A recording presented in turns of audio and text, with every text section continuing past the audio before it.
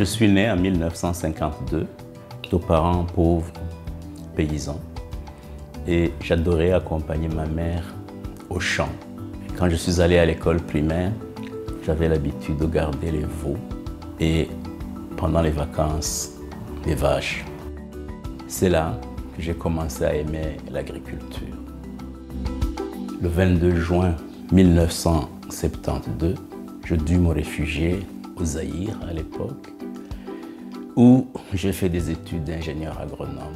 Et c'est là qu'en 1985, je mets en place un programme de développement rural dénommé Tomi Bikisa. C'était un programme d'appui à l'autopromotion.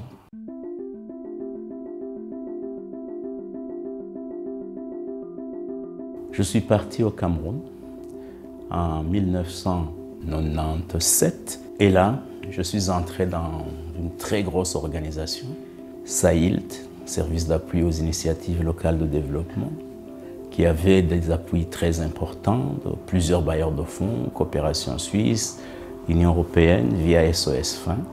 Et c'est là que nous avons inventé ce que nous avons appelé plus tard l'approche associative basée sur l'adhésion individuelle, où l'individu au sein d'une organisation paysanne a toute sa place.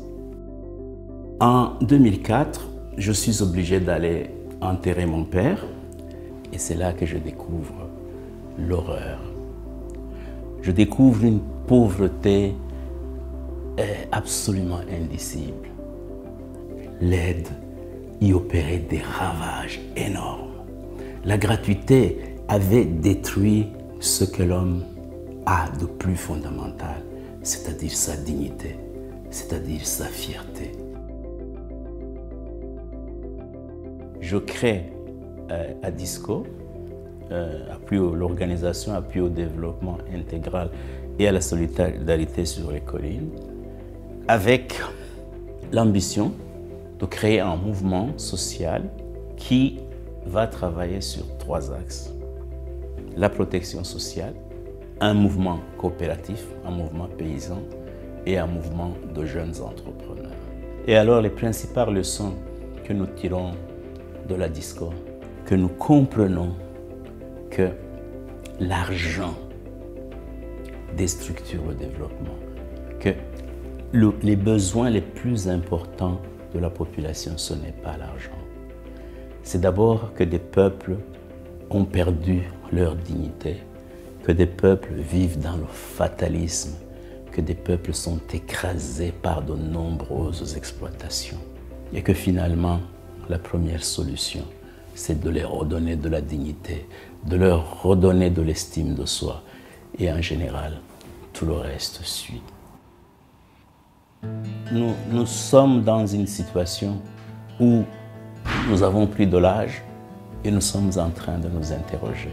Est-ce que vraiment les politiques de l'aide sont au service du développement de l'Afrique ou plutôt au profit des multinationales? Mais en même temps, tous les petits combats que nous avons pu gagner, c'était avec l'appui des ONG du Nord, des personnes qui croient en nous.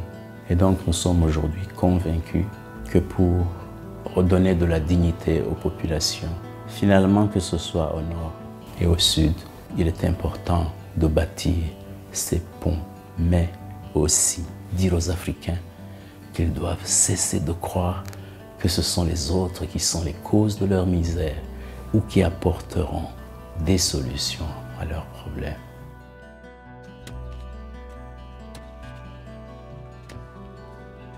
C'est comme ça que nous terminons ce livre en leur disant « Lève-toi, paysan d'Afrique, prends en main ton propre développement.